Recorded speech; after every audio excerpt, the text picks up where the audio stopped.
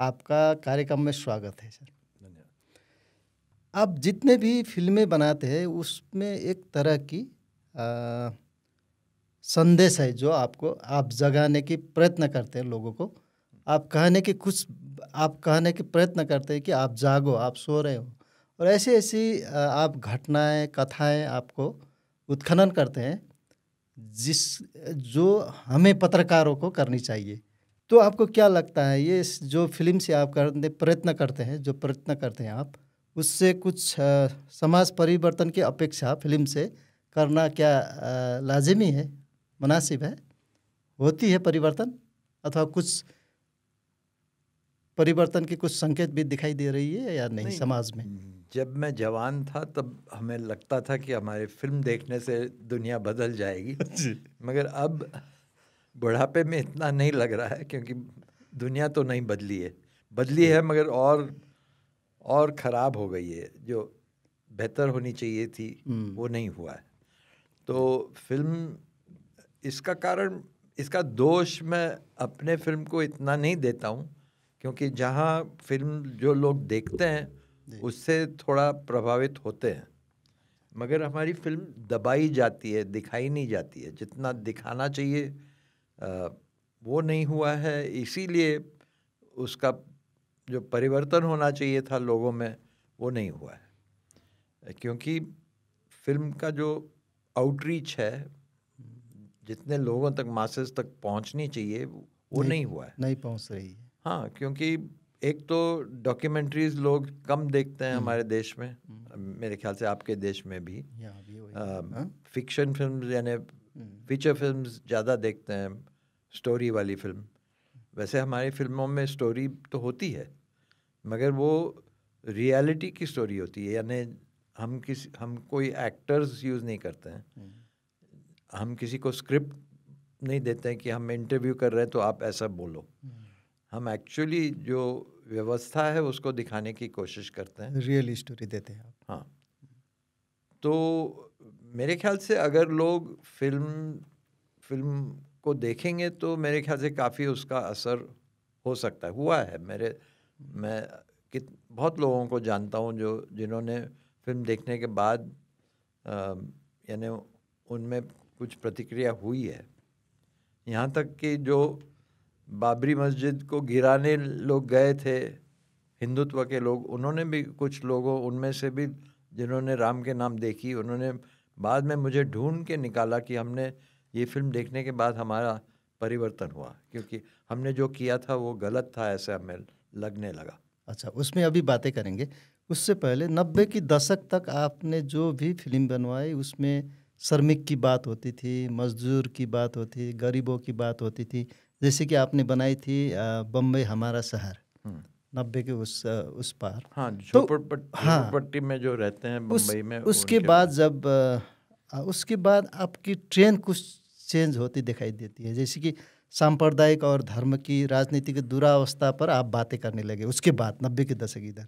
जैसे कि राम के नाम, अभी जो आप कह रहे थे राम के नाम, यह परिवर्तन समाज परिवर्तन की बुनियाद पर हुई या कुछ एक परिवर्तन ये सामाजिक संरचना? नहीं, देखिए, पहले 80 के दशक तक वर्किंग क्लास इश्यूज पे हमने फिल्में बनाई ज़्यादातर, जो उनकी मानव अधिकार पर आपने हाँ, बहुत ही काम किया। हाँ, ट्रेड यूनियन के हों या मजदूर वर्ग रहते कैसे हैं, अमीर लोग उनके बारे में क्या सोचते हैं, इस तरह का प्रयास था कि तो मगर जैसे लिबरलाइजेशन हमारे दुनिया में आया, आपके यहाँ पे भी थोड़ा बाद में आया, मगर इंडिया में पहले, भारत में पहले आया, यानी फ्री मार्केट इकोनॉमी, प्राइवेटाइजेशन 90 के दशक में। हाँ, यानी वो 80s में ही शुरू हो गया था, मगर 90s में और बढ़ गया। हमारे यहाँ 90 के दशक से शुरू हुई। और जब वो होने लगा तब उसके साथ साथ सांप्रदायिकता भी बढ़ने लगी। यानी हमें ऐसे लगा, एक्चुअली अगर विचार किया जाए तो ये कहते हैं कि पैसा भगवान है। जो लिबरलाइजेशन वाले हैं, जो पूरा कैपिटलिस्ट सोच के लोग हैं, वो तो उनके लिए पैसा सबसे बड़ी बात है। मगर पैसे के साथ धर्म भी आ गया है ना। उनको भगवान भी चाहिए था और पैसा भी चाहिए था, यानी हमारा भगवान, हमारे जात का भगवान। तो यानी ये आश्चर्य की बात है कि फ्री मार्केट इकोनॉमी के साथ साथ रिलीजियस फंडामेंटलिज्म भी घुस गया, भगवान भी आ गए, भगवान भी आ गया, और तरह तरह के भगवान, अलग अलग भगवान जो आपस में लड़ने वाले भगवान। अच्छा, तो और क्योंकि एक तरह का वो भगवान का नाम लेके कब्जा करने की बात हुई। एक्चुअली मैं नहीं समझता हूँ कि जो हिंदुत्ववादी हैं या कोई भी फंडामेंटलिस्ट को लेंगे, इस्लामिक फंडामेंटलिस्ट को लेंगे, कोई भी, वो एक्चुअली वो धार्मिक कम है और कब्जा करने की बात ज़्यादा है। यानी करप्शन, भगवान के नाम पे करप्शन करोगे तो कोई उसको करप्शन कहेगा नहीं। तो एक आवरण चाहिए थी उनको, नहीं, यानी एक लोगों को बेवकूफ़ बनाने का तरीका। यानी तुम अपने खाने पीने की बात भूल जाओ, कहाँ रहते हो ये भूल जाओ, और सिर्फ यानी धर्म की बात करो। और बाद में एक काल आया कि वो धर्म की बात भी जब चलने नहीं लगी, तब वो राष्ट्रवाद की बात करने लगे, नेशनलिज्म की बात। अच्छा, जबकि ये सोचना चाहिए कि जब भारत आज़ाद हुआ, अंग्रेज़ों के खिलाफ जो लोग लड़े थे वो धार्मिक नहीं थे, वो समाजवादी थे, कुछ कम्युनिस्ट थे, गांधीवादी थे, और वो एकता चाहते थे। वो कोई हिंदू मुसलमान को अलग करना नहीं चाहते थे, विखंडन वो नहीं चाहते थे। मगर जिन लोगों ने बाद में धर्म का उपयोग किया और अब आज सत्ता में हैं, वो लोग हैं जिन्होंने महात्मा गांधी का कत्ल करवाया था। ये आपने फिल्म में भी दिखाई है, ये कई बार दिखाया है, कई फिल्मों में आप विरोध करते हैं। हाँ, क्योंकि ये जो लोग आज़ादी के लिए लड़े थे, अंग्रेज़ों के जेलों में गए थे, इनमें आज जो सत्ता में है भारत में, उनमें से कोई नहीं गया था जेल में। अच्छा, आप कह रहे हैं वो स्वतंत्रता सेनानी नहीं है? वो अंग्रेज़ों के साथ समझौता कर रहे थे उन दिनों में। 42 मूवमेंट की, 1942 मूवमेंट में इन्होंने तो ब्रिटिश सरकार के साथ, खुद सरकार में थे वो, ब्रिटिश सरकार के साथ।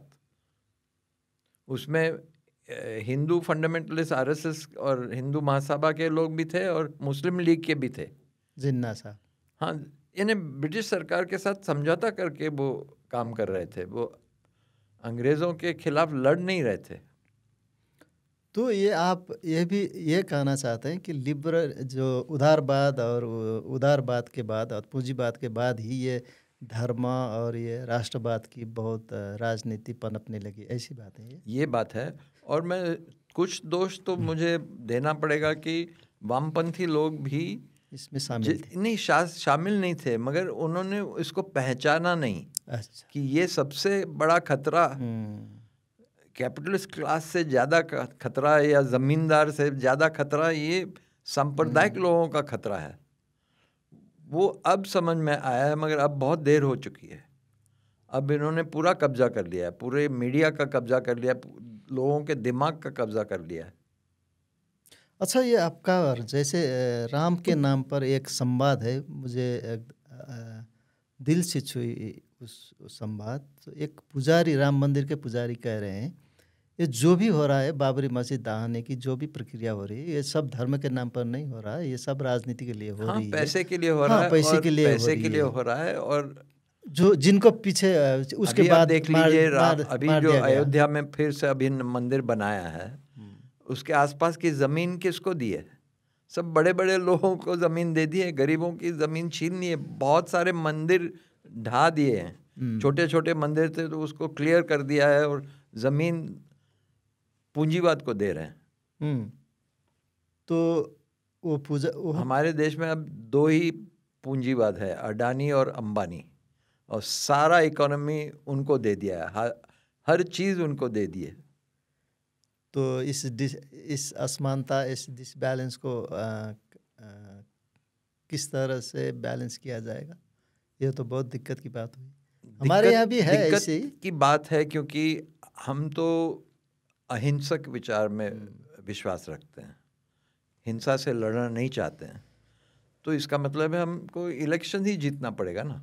लेकिन अगर डेमोक्रेसी में विश्वास है तो थ्रू इलेक्शंस ही हमको लड़ना पड़ेगा। मगर इलेक्शंस में आप लड़ेंगे कैसे जब आपके पास पैसा ही नहीं है? सारा पैसा उन्होंने एक ही पार्टी के पास है। तो इलेक्शन से भी तो इलेक्शन जीतना बहुत मुश्किल हो गया है। अभी हरियाणा में जो भी है, अभी आज महाराष्ट्र के रिजल्ट भी आ रहा है, देखिए। हाँ, वो भी हार रहे हैं, यानी प्रतिपक्ष हार रहा है। हाँ, तो ये बहुत मुश्किल बात हो गई है इलेक्शन जीतना। तो आप कह रहे अमेरिका में देखो डोनाल्ड ट्रंप वापस आ गया। तो ये क्या सिर्फ भारत की बात नहीं है, ये जो एक्सट्रीम राइट विंग जिसको कहते हैं, ये उनका कब्जा हो गया है, दुनिया पे कब्जा हो रहा है। मगर ये मैं समझता हूँ कि एक दिन आएगा ये भी बदलेगा। ऐसा नहीं है कि ये परमानेंट सिचुएशन है। जी, आप तो दलित, शोषित, पीड़ितों की बात करते हैं, गरीबों की बात करते हैं, लेकिन आप ही का एक फिल्म है जय भीम कॉमरेड, जिसमें आपने 14 दलितों की संहार हुआ था। उसको देखकर एक कवि ने सुसाइड की थी, जो हाँ, उसका आपके 10 दलित मारे गए थे, 10 दलित 1997 में। हाँ, और विलास घोगरे जो एक दलित कवि थे, अम्बेडकरवादी थे, मगर वामपंथी भी थे। और उन्होंने वो देख के इतना दुख हुआ कि उन्होंने सुसाइड कर दिया। उसके बाद मैंने ये उसने क्यों किया ये समझने के लिए वो फिल्म बनाई। तो आप वो फिल्म बनाए, आपने बनाई वो फिल्म, उसके बाद तो समाज, तो आप कह रहे हैं समाज तो एक तरफ से जो पूंजीपतियों के हाथ में जा रही है सब चीज़।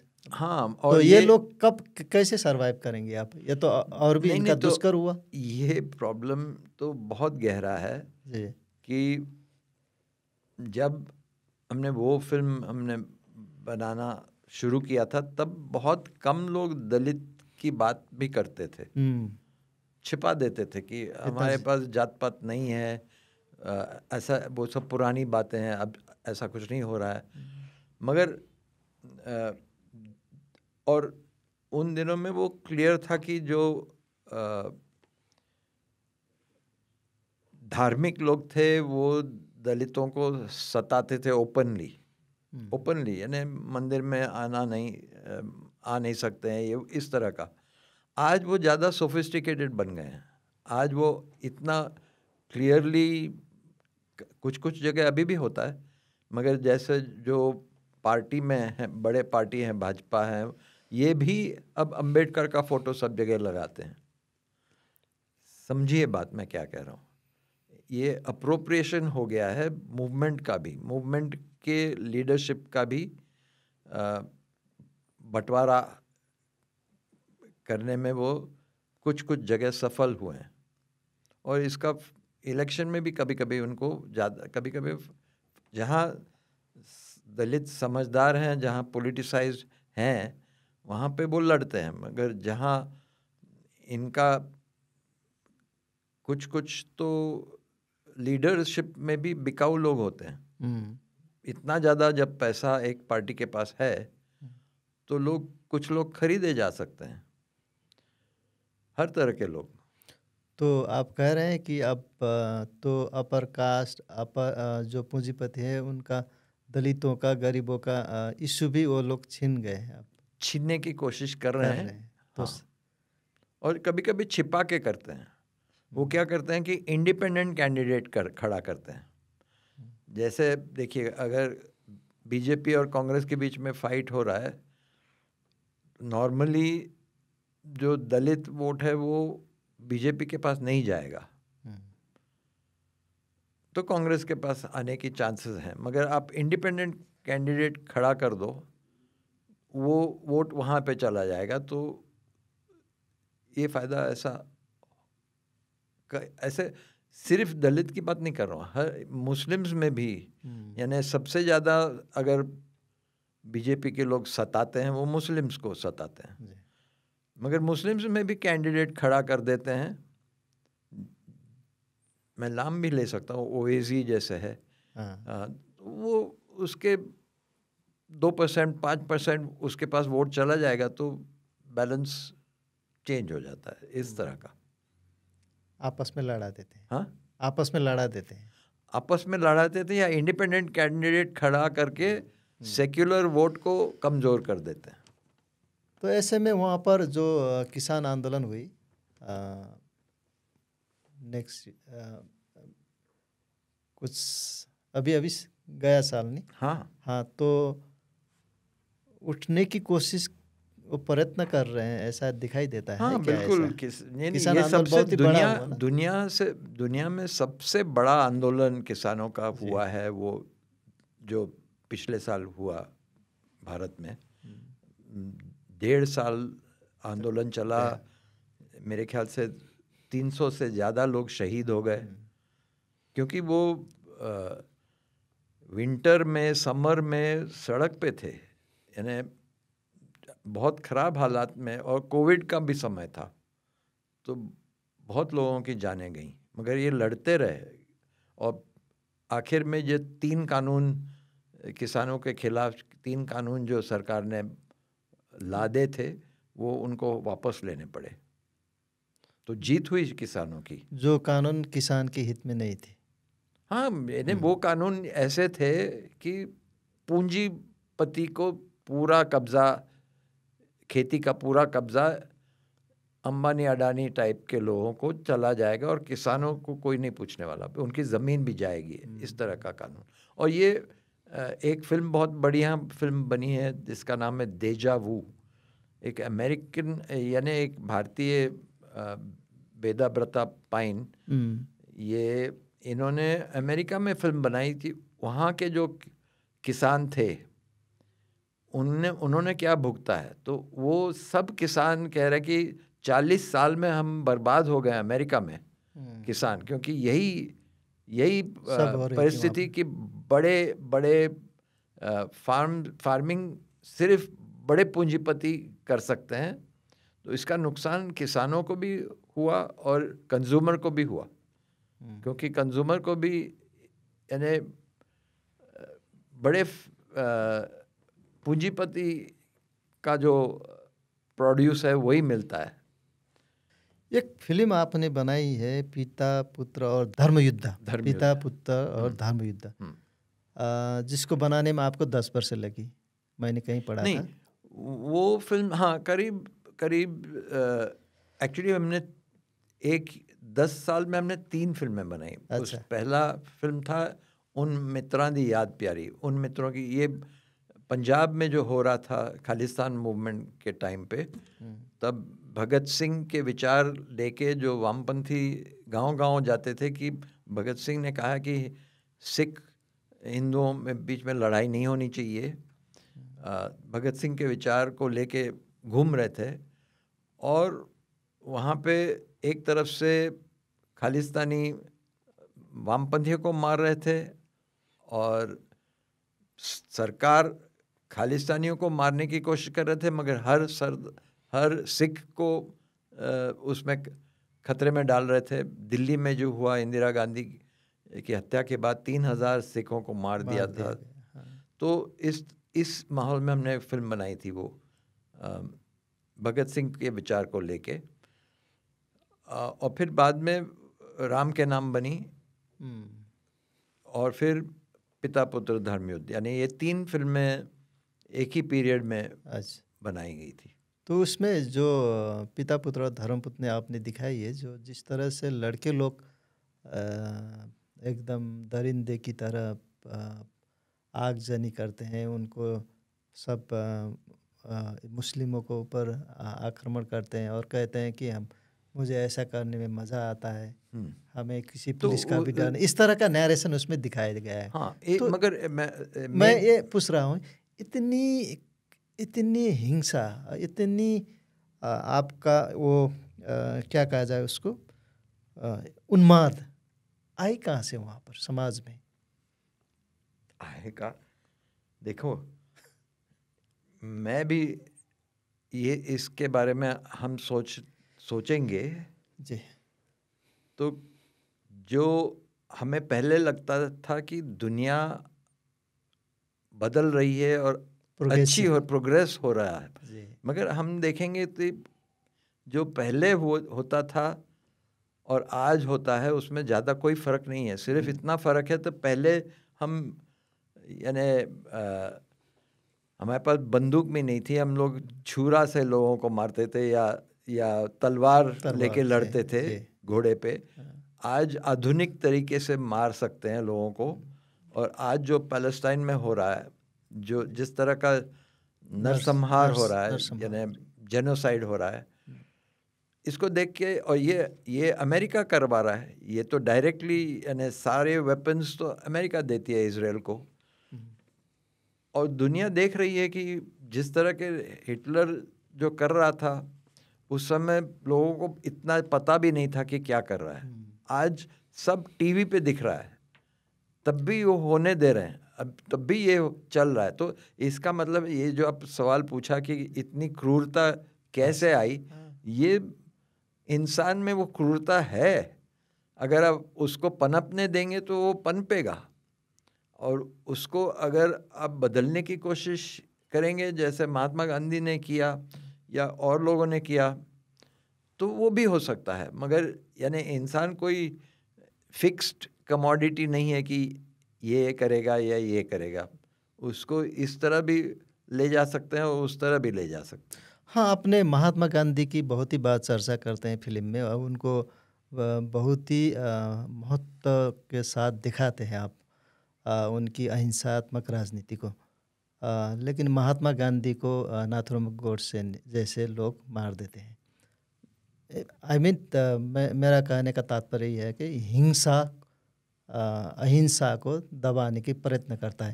उसी तरह एक सेकंड, ये भी एक गलत फहमी है कि नाथुराम गोडसे एक अकेला आदमी था जिसने महात्मा गांधी की हत्या की। वो सच नहीं है। उसके पीछे बहुत बड़ा कट था, बड़ी कंस्पिरेसी थी। उसके बाद बहुत सारा लिटरेचर अवेलेबल है। सावरकर तो मेन आदमी था, सावरकर तो मेन प्लानर था महात्मा गांधी।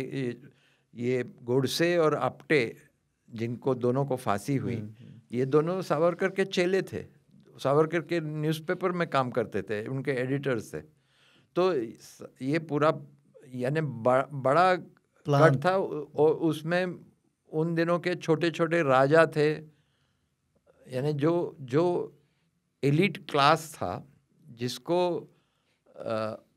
कांग्रेस और इस तरह के आज़ादी से कुछ लेना देना नहीं था, क्योंकि उनको पता था कि आज़ादी के बाद ये हमारा सब जायदाद छीन लेंगे, सत्ता जाने वाली। हाँ, तो वो इस कंस्पिरेसी के पीछे थे, उन्होंने करवाया। तो इसलिए मैं कहता हूँ कि आज जो राज कर रहे हैं हमारे ऊपर, ये उसी लाइन के लोग हैं जिन्होंने गांधी जी की भी हत्या करवाई थी।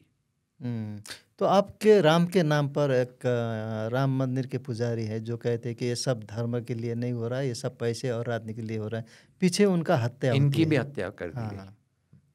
तो ये तो महात्मा गांधी से यहाँ तक देखा जाए तो हिंसा की राजनीति को हम ग्लोरीफाई कर रहे हैं क्या? आपको लगता है ऐसा? हाँ, ये आज के ज़माने में कभी कभी नाथुराम गोडसे की भी पूजा की जाती है। अभी तो फिर उनके ऊपर उनके दो तरीके हैं। कभी कभी पूजा करते हैं, मंदिर भी बनाने की कोशिश करते हैं गोडसे की, या सावरकर को भी बहुत बड़ा मानते हैं। और दूसरे तरफ कभी कभी जब वो पकड़े जाते हैं या कहीं विदेश में जाते हैं तो गांधी पे माला भी चढ़ाते हैं, तो और डिनाई करते हैं कि ये इस हत्या में, यानी हमारे कुछ इतिहास के किताब नए जो लिखे जाते हैं उसमें गांधी जी को किसने मारा ये भी नहीं लिखा जाता है। और क्यों मारा इसके बारे में तो बहुत ही गलतफहमी फैलाते हैं।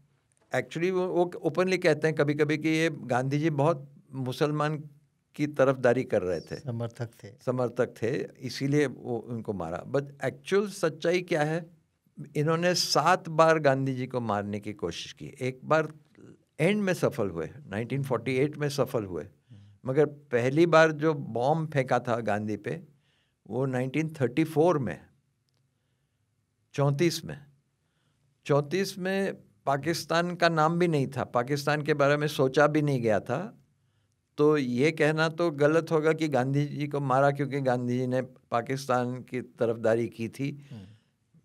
ये उनका गुस्सा गांधी पे था कि उन्होंने जात पात ख़त्म करने की कोशिश की थी। उन्होंने, गांधी जी ने एक तो सबसे अपना टॉयलेट साफ़ करने के लिए कहा था, हम वो खुद करते थे, अपने बीवी से भी करवाया और अपने फॉलोअर्स से भी करवाया कि ये भेद नहीं होना चाहिए कि जो हाथ से काम करता है या जो मज़दूर है और जो अपर कास्ट है, यानी प्योरिटी और पोल्यूशन का जो कॉन्सेप्ट है कास्ट के पीछे, प्योरिटी यानी शुद्धता, हाँ शुद्ध, हाँ ये यानी जो ब्राह्मण है वगैरह ये शुद्ध होने चाहिए और जो दलित हैं वही गंदा काम कर सकते हैं, मेहतर लोग। हाँ, तो ये उन्होंने जब इसको जब तोड़ा तब जायज़ है कि अपर कास्ट को अच्छा नहीं लगा। उसके बाद 1932 में गांधी अंबेडकर के बीच में एक पूना पैक्ट बना जिसमें पहली बार दलित, एंड में जो पहली बार दलितों को रिजर्वेशन की बात मंजूर की गई।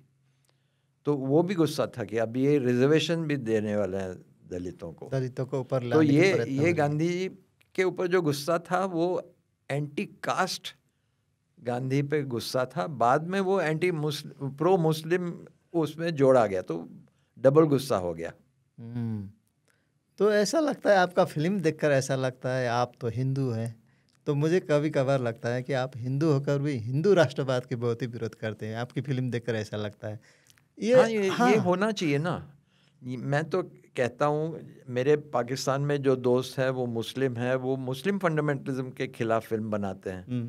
बांग्लादेश में मुस्लिम दोस्त हैं जैसे तारिक मसूद थे, मुस्लिम फंडामेंटलिज्म के खिलाफ, क्योंकि उनके देश में जो सबसे बड़ा खतरा है उसके बारे में तो फिल्म बनाना ज़रूरी है ना।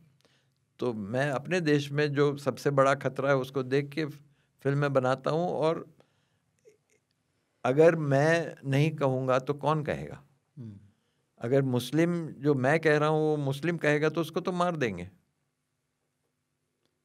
क्योंकि मैं हिंदू हूँ या अपर कास्ट हिंदू भी हूँ तो थोड़ा सा मुझे प्रोटेक्शन कास्ट और क्लास का मिलता है, सामाजिक प्रोटेक्शन।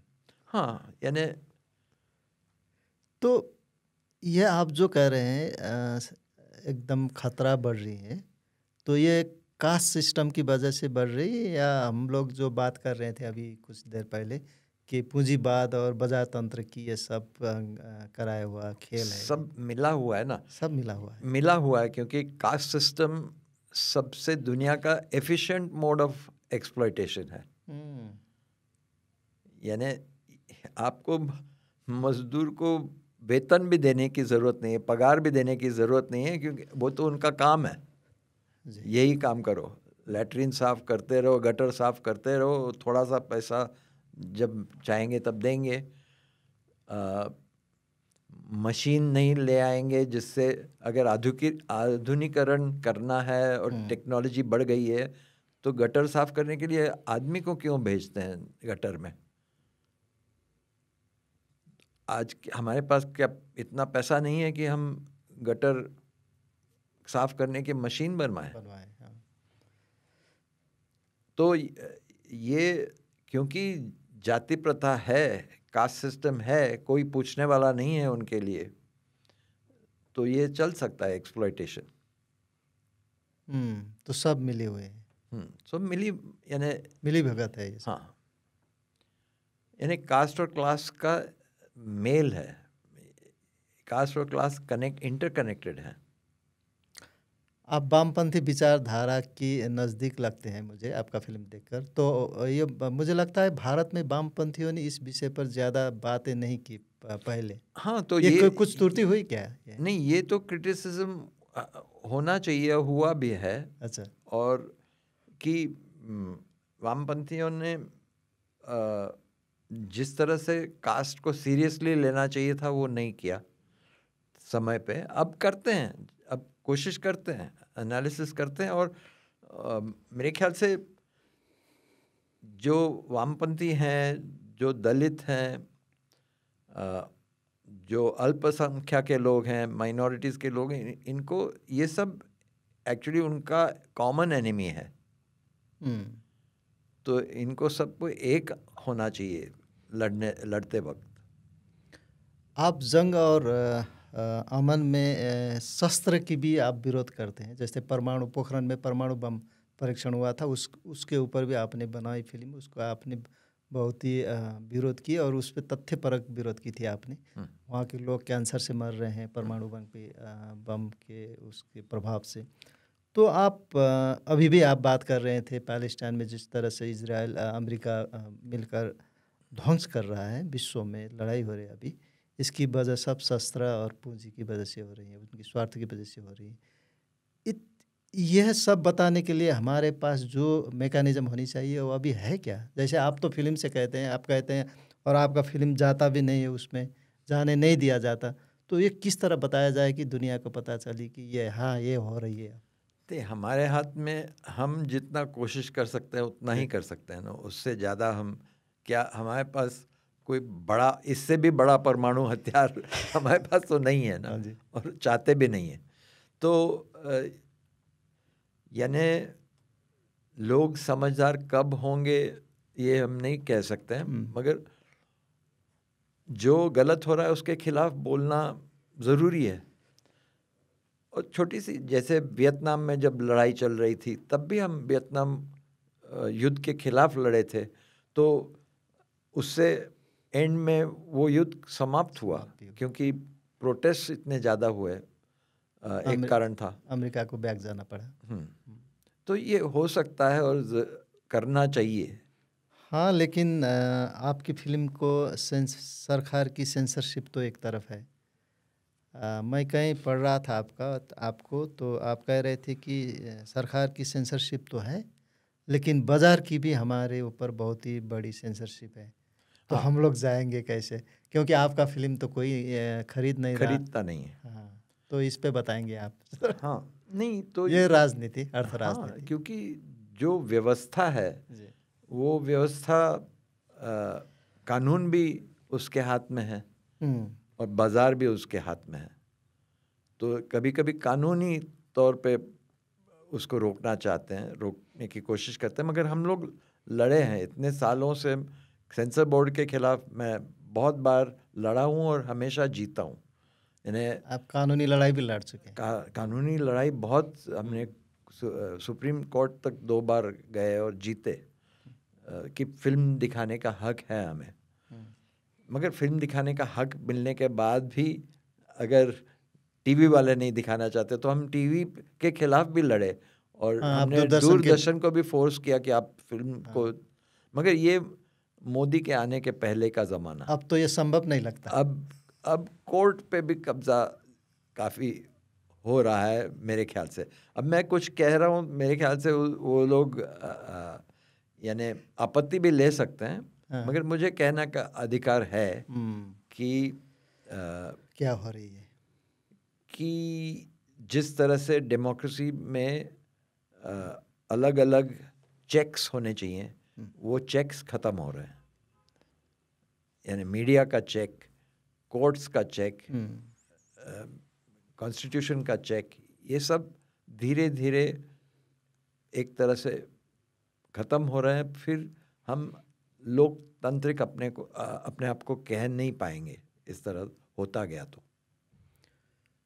अब जब हम सेंसरशिप की बात कर रहे हैं, आप तो इंदिरा गांधी का सेंसरशिप भी झेल चुके हैं, देख चुके हैं। हाँ, कुछ और अब वो मज़े की बात है कि जो मुझे अभी गाली देते हैं वो कहते हैं कि ये कांग्रेस का प्रोपेगेंडा कर रहा है, मगर मेरी ज़्यादातर जिंदगी कांग्रेस के खिलाफ हम जी, लड़े हैं। आप सेंसरशिप में भी लड़े थे उस हाँ, बार। तो मुझे जानना यह है कि आप वो सेंसरशिप और अभी जो आप कह रहे हैं मोदी राज में हो रहा सेंसरशिप, ये एक इसमें बुनियादी फ़र्क है क्या? बहुत बड़ा फ़र्क है। तो बताएंगे क्या है इस? बड़ा फ़र्क ये है कि जैसे इंदिरा गांधी ने इमरजेंसी ला दी थी, जी, जी। इमरजेंसी में ओपनली था कि आप ये पेपर ये छाप नहीं सकता है, ये डिक्लेयर कर दिया था कि ये कर इमरजेंसी, सकते, ये नहीं कर सकते। और उसके कारण इमरजेंसी के खिलाफ भी मूवमेंट बढ़ा, हुँ, क्योंकि सबको पता था कि ये हो रहा है। हुँ। आज की इमरजेंसी हो रही है, लोग सबको नहीं पता है। अच्छा। जो विक्टिम्स हैं उनको पता है, बाकी लोग जो डायरेक्ट विक्टिम्स हैं, मगर बाकी लोगों को तो उनका दिमाग का कब्जा कर लिया है, क्योंकि मीडिया का आप कब्जा करोगे, सारे इंस्ट्रूमेंट्स का कब्जा करोगे, तो ये एक मैन्युफैक्चर्ड कंसेंट हो जाता है। हुँ। अब हमारे सुप्रीम कोर्ट के जज ने भी बता दिया कि हम गणपति पूजा के लिए प्राइम मिनिस्टर को ले आएंगे, और ले आए, सबके सामने टीवी पे भी अनाउंस कर दिया। तो ये तो एक ज़माना था कि कोर्ट और धर्म और सत्ता, ये इसमें डिस्टेंस होना चाहिए। सब एक ही जगह पे आ जाएंगे तो फिर बचेगा क्या? तो अब ये हो रही है, सब एक जगह आ रहे हैं अब। सब एक जगह आ रहे हैं। हमारे प्राइम मिनिस्टर ने तो डिक्लेयर कर दिया कि शायद हम भगवान से ही पैदा हुए हैं। हुँ। उन्होंने कहा ना, आपने पढ़ा होगा हाँ, शायद, मैंने पढ़ा था। कि मुझे बायोलॉजिकल, बायोलॉजिकल। हाँ, और हमें सुप्रीम कोर्ट के जज को भी ये बायोलॉजिकल की याद आ रही है। तो उन्होंने भी कहा कि हमें इंस्पिरेशन मिला भगवान से, हाँ, इन्हें बाबरी मस्जिद के डिसीजन में हम अटक गए थे। हमें पता नहीं था कि कैसे उसको जजमेंट को लिखूं। फिर बाद में भगवान ने उनको दिशा निर्देश की दी। यानी ये इस तरह तक, इस हद तक हम पहुंच गए। तो ये एकदम से हुआ कि ये परिवर्तन ये धीरे धीरे धीरे आपका मानसिकता में घुस गए, इस तरह की विषाक्त अभी भी मैं नहीं समझता हूँ कि ये बात बदली नहीं जा सकती। लोग, क्योंकि ये एक फोर्स है जो अगर सत्ता में रहेगा तो लोगों का दिमाग बर्बाद करता जाएगा, मगर ये ज़रूरी नहीं है कि ये दिमाग कभी जगेगा नहीं। मुझे लगता है कि समय बदलेगा और ये भी चीज़ बदलेगी। तो आप देखिए, इमरजेंसी में भी हमें लगता था कि इमरजेंसी कभी ख़त्म नहीं होने वाली है। ऑलमोस्ट 2 साल इमरजेंसी चली, तब तो सबको लग रहा था कि कुछ भी कहो तो जेल में जाओगे, और लोग गए भी जेल में। मगर अचानक एक दिन आया और इलेक्शन हुआ और इंदिरा गांधी हार गई। इस तरह से अभी भी ये हो सकता है, क्योंकि मुझे भी लगता है कि अभी भी जो इलेक्शंस जीत रहे हैं ये पैसे की वजह से जीत रहे हैं। वो परमानेंट सिचुएशन नहीं है, बदलाव आएगी। आप सत्ता को जिस तरह से ललकारते हैं, प्रश्न करते हैं फिल्म की माध्यम से, तो आपको थ्रेट नहीं होती सरकार से? लोग हमें क्या सुनाई देता, हम क्या पढ़ते हैं कि इंडिया में अगर जो विरोध करेगा उनको तो जेल में ले जाएंगे ये। हाँ, तो कई लोग, जैसे मैंने कहा, मुझे लगता है अगर मैं मुसलमान होता या दलित होता या तो शायद ले जाते, जल्दी प्रॉब्लम्स हो जाती। अब प्रॉब्लम्स तो अभी मेरे ऊपर डायरेक्टली कोई प्रॉब्लम नहीं हुई है, मगर हमारी फिल्मों को रोकने में काफ़ी वो कामयाब हुए हैं। और यानी जो पुरानी फिल्म जैसे राम के नाम है, जिसको यू सेंसर सर्टिफिकेट है, यानी यूनिवर्सल सर्टिफिकेट, कोई भी देख सकता है, कानूनी। मगर उसको भी कभी कितनी बार लोगों ने दिखाने की कोशिश की है, कुछ जगह दिखा देते हैं, कुछ जगह पे अटैक भी होता है उनके ऊपर, अच्छा। राइट विंग का अटैक। तो यानी वो कंट्रोल फिल्म पे कंट्रोल करते हैं, यानी आप पे नहीं, हम पे नहीं। हम पे करेंगे तो फिल्म ज़्यादा लोग देखेंगे। ये भी अच्छा पॉलिटिक्स है। ये हाँ, ये कोई बेवकूफ़ लोग नहीं है। आप कहते हैं हर एक फिल्म कला लेखन निरपेक्ष नहीं होती, व्यक्ति के सृजना के पीछे उसके वैचारिक पक्ष बहुत ही हावी होती है, और फिल्म कला और लेखन से वो उद्गारित होती है, निकलती है बाहर। तो तर्क दिया जाता है कि फिल्म तो मनोरंजन के लिए बनानी चाहिए, फिल्म मज़ा आने के लिए, हाँ, मनोरंजन लेने के हाँ, लिए। मनोरंजन के लिए, हाँ। तो ये राजनीति कुछ नहीं होती, कहते हैं फिल्म बना ले, जो मूलधार की फिल्म बनाते हैं, तो उसमें सच्चाई नहीं है। आपकी जो आप जो तर्क देते हैं उसमें सच्चाई नहीं है। आप कभी हमारी फिल्मों को ऑडियंस के साथ देखिए, हाँ, लोग बहुत जगह पे हंसते दिखाई देंगे। अच्छा, यानी मनोरंजन फिल्म में नहीं है ऐसे। मैं भी चाहता हूँ कि लोगों का मनोरंजन हो, मगर मनोरंजन के साथ विचार भी हो। अच्छा। तो वैचारिक पक्ष तो बहुत ही महत्वपूर्ण होती है ना फिल्म में। अब विचार, यानी मैं अपने विचारों को लोगों पे लादना नहीं चाहता हूँ। मैं कोई प्रोपेगेंडा करके, यानी मैं किसी पार्टी को बिलोंग नहीं करता हूँ। मैं कोई एक ही पार्टी को पकड़ के ये नहीं कह रहा हूँ कि ये मैं सोच रहा हूँ ऐसे ही सोचो। मैं एक्चुअली जितनी फैक्ट्स मुझे पता है उसको लोगों के सामने रखने की कोशिश करता हूँ कि आप सोचिए इसके बारे में।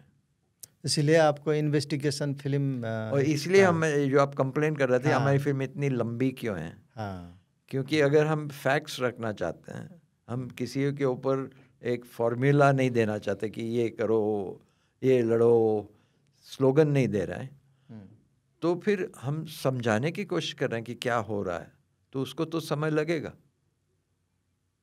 तो अभी कुछ साल इधर तो प्रोपेगेंडा मूवी बहुत सारे बन रहे हैं, ऐसा लिखा जा रहा है इंडिया में। हाँ, प्रोपेगेंडा बन रहा है तो सरकार बनाती जो है। एक नहीं, हाँ, एक ज़माना था आज़ादी के बाद का ज़माना, जिसको हम बॉलीवुड कहते हैं जी, उसमें भी अच्छी अच्छी फिल्में बनती थी। यानी अच्छी फिल्में, यानी कोशिश करते थे कि हिंदू मुसलमान सवाल पे या जो भी है, लोगों को क्वेश्चनिंग करने की कोशिश लोगों ने, फिल्म इंडस्ट्री भी करती थी उस समय। जो अब आप कर रहे हैं, हाँ, जो अब आप कर रहे हैं।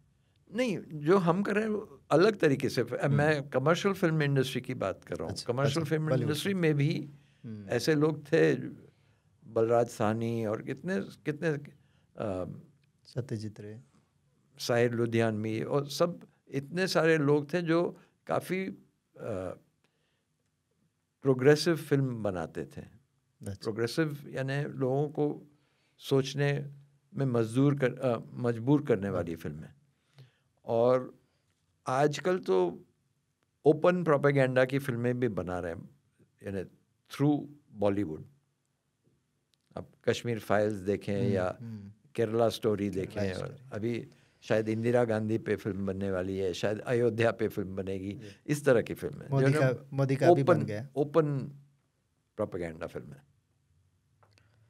प्रोपेगेंडा की बात करें तो कभी कभार बॉलीवुड में ऐसा फिल्म भी बनते जो हमको, नेपाल की वो लोग बात करते हैं, जिसमें तथ्य नहीं होती ज़्यादा, प्रोपेगेंडा ज़्यादा होती। जैसे कि हमारे यहाँ नेपाल में ISI का अखाड़ा बना हुआ है और वो इंडिया के विरुद्ध यहाँ से लड़ाई लड़ रहे हैं। इस तरह के फिल्म भी बनते हैं, बनाते हैं वो लोग। तो हमें तो हंसी आती है यहाँ से। तो आप देखे ऐसे फिल्म? मैं कम देखता हूँ। सुने हैं आप ऐसी फिल्म के बारे में? इस तरह की फिल्म बनते क्यों है? नहीं, वही तो आप भी जानते हैं और मैं भी जानता हूँ क्यों बनती है। पैसा कमाने के लिए बनती है एक तो, और एक तो राजनीति जो चला रहे हैं वो भी उसको सपोर्ट करते हैं। आपकी एक फिल्म है जो आप उस विवेक में अ, नेपाल की भी एक प्रसंग है ना उसमें, नेपाल की भी एक उसमें नेपाल की भी बात किया गया है विवेक हाँ, में। विवेक फिल्म में एक, क्योंकि जो एटीएस के पुलिस चीफ थे महाराष्ट्र के, एंटी टेररिस्ट स्क्वाड के, Anti-terrorist उनका नाम था squad। हेमंत करकरे। जी। और वो एक आदमी था जो हिंदुत्व टेरर के पीछे भी इन्वेस्टिगेट कर रहा था, क्योंकि काफ़ी सारी जो बॉम्ब ब्लास्ट हमारे देश में हुए हैं 2002 और 2008 के बीच में, वो एक्चुअली हिंदुत्ववादी टेररिस्ट ने करवाए और मुसलमान को दोष दिया। ने मालेगांव ब्लास्ट, मक्का मस्जिद, समझौता एक्सप्रेस, बहुत सारे जो ब्लास्ट हुए हैं, तो करकरे उसके पीछे लग गए थे। हाँ, लग गए थे। उनको पकड़ा भी था, कई लोगों को पकड़ा, और उनसे उन्होंने कन्फेशंस भी किए कि हमें। तो उस समय की बात है, उनको 2 लैपटॉप मिले जो इन्होंने, एक तो कर्नल पुरोहित आदमी था और एक लैपटॉप एक शंकराचार्य, एक मामूली शंकराचार्य, अपने आप को शंकराचार्य करने वाला, उसके पास से 2 लैपटॉप मिले जो इन्वॉल्व थे वो बम कांड में। जो उसमें सारी प्लानिंग दोनों लैपटॉप में दिखाई देते हैं। अच्छा।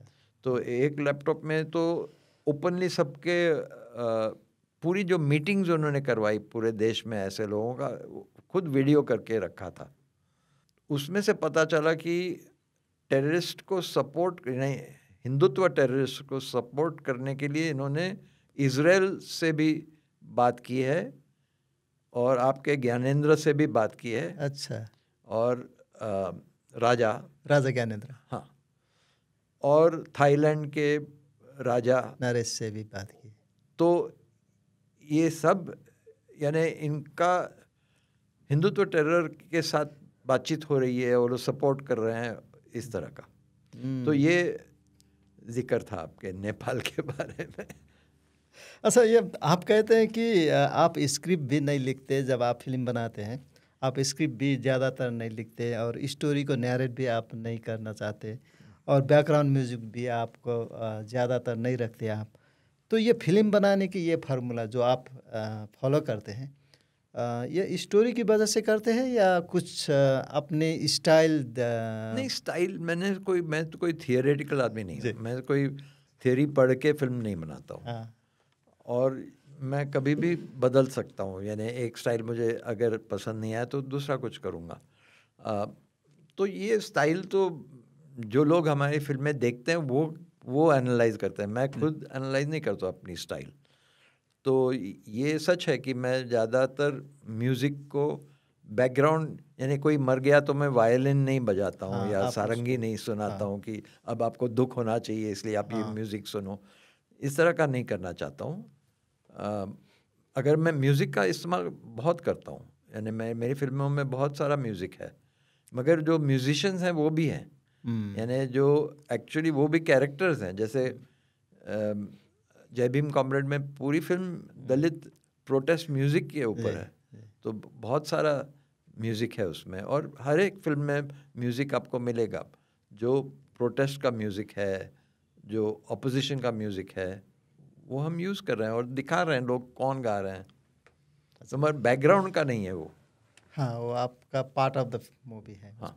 तो आप कहते हैं हिंसा से नहीं, सांस्कृतिक क्रांति से बदलाव आएगी एक दिन, तो आप ऐसी तर्क करते हैं। हाँ, तो इसको ज़रा आप विस्तार में बताएंगे क्या है ये? हाँ, यानी जो क्रांति, हम जो लोग वामपंथी सोच में थे कि हम बंदूक से क्रांति लाएंगे, तो बंदूक से क्रांति कुछ कुछ हुआ भी है, मैं नहीं कहूँगा कि नहीं हुआ है, हुआ भी है। मगर वो होने के बाद प्रतिक्रांति भी हुई है जी। यानी कभी कभी क्रांति के बाद फिर बदल गया है, स्थिति बदल गई है। तो हम हमें लगता है कि सांस्कृतिक क्रांति जो है, जिससे मेरे ख्याल से मानवता को लाना है वापस, जो मानवता हमने खो दिया है दुनिया ने, सिर्फ भारत में नहीं, सिर्फ नेपाल में नहीं, जैसे मैंने कहा पैलेस्टाइन में जो हो रहा है, पूरे दुनिया में जिस तरह का के हिंसक एक्चुअली देखा जाए तो पूरी दुनिया जो आर्म्स इंडस्ट्री है वो चलाती है। अमेरिका जो आर्म्स दे रही है उसके पीछे कारण है कि अमेरिकन आर्म्स इंडस्ट्री है, सिर्फ अमेरिकन नहीं है, दुनिया यानी पूरा जो आर्म्स इंडस्ट्री है वो इतना दुनिया को कंट्रोल करता है कि उसको हमेशा चाहिए कि कहीं ना कहीं युद्ध होना चाहिए, नहीं तो हमारा असला नहीं बिकेगा नहीं, हमारे वेपन्स नहीं बेचे जाएंगे। और पूरा जो डेवलपमेंट है ये सब आर्म्स का डेवलपमेंट है, जो हम आधुनिकता चाहते हैं, जो हम क्या कहते हैं टेक्नोलॉजी बढ़ाना चाहते हैं, मगर अभी AI यानी आर्टिफिशियल इंटेलिजेंस, इसका सारा इस्तेमाल आर्म्स इंडस्ट्री कर रही सबसे ज़्यादा। तो ये जो हो रहा है इसको कौन रोकेगा? अगर हम दिमाग को नहीं बदलेंगे, अगर हम विचारधारा को नहीं बदलेंगे तो वो कैसे? वो सिर्फ आप खुद अपने प्रतिक्रांति करेंगे या खुद आर्म्स में घुस जाएंगे और करेंगे तो वो एक टेम्पररी बात होगी, मगर आपको अगर बदलाव, असली बदलाव लाना है तो लोगों का के सोचने का जो ढंग है उसको बदलना पड़ेगा। जो सोचने के ढंग की आप बातें कर रहे हैं, सांस्कृतिक क्रांति, उसकी वैचारिक पक्ष क्या होगी? जैसे अब आप कहते हैं वामपंथी लोगों ने भी कुछ त्रुटि की, अब RSS वाले जो कर रहे हैं वो भी ठीक नहीं है, पूंजीवाद ने तो हमको सब मिली भगत हुआ है, अभी जो भी दिक्कतें आ रही है सब पूंजीवाद, ये बाजार तंत्र की वजह से आ रही है। तो फिर हम लोग ऐसा क्या किया जाए कि इस तरह की जंजाल से निकला जा सका? उसका वैचारिक पक्ष क्या होनी चाहिए? वो मैं कोई फॉर्मूला नहीं दे सकता हूँ। कुछ सोचा है आपने? हाँ, सोचा मैंने, मैं कोई ऐसे थियोरिटिशियन नहीं हूँ और ना मेरे कहने से कुछ बदलेगा, मगर सिटीजनशिप क्या होनी चाहिए। हम किसी एक मज़हब के नहीं हैं, हम किसी एक जात के नहीं हैं, हम किसी देश के भी नहीं है, नेशनलिटी भी हम उसके भी खिलाफ है। हम एक इंसान हैं और ये इंसानियत जब तक लोगों में नहीं आ सकती है तब तक कुछ नहीं, इन्हें कुछ बदलेगा नहीं। और जिस तरह से हम अभी तो जिस तरह से दुनिया बढ़ रही है, चाहे युद्ध की सिचुएशन को देखेंगे या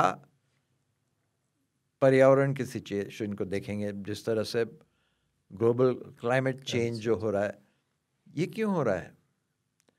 ये क्यों हो रहा है? क्योंकि हमें लगता है कि हम एक एयर कंडीशनर और खरीद लेंगे तो हम ये तरक्की को मानते हैं। तो इसको यानी मेरे ख्याल से जो आप काम कर रहे हैं हिमालय में, जो हम काम कर रहे हैं फिल्म बनाने, हम फिल्म बनाते हैं, आप फिल्म दिखाते हैं, तो ये एक तरीका है, छोटा तरीका है, मगर लोगों में विचार लाने का तरीका यही है। इसी से होगी सांस्कृतिक क्रांति। आपका बहुत बहुत धन्यवाद, आपकी ये बहुमूल्य समय के लिए। धन्यवाद।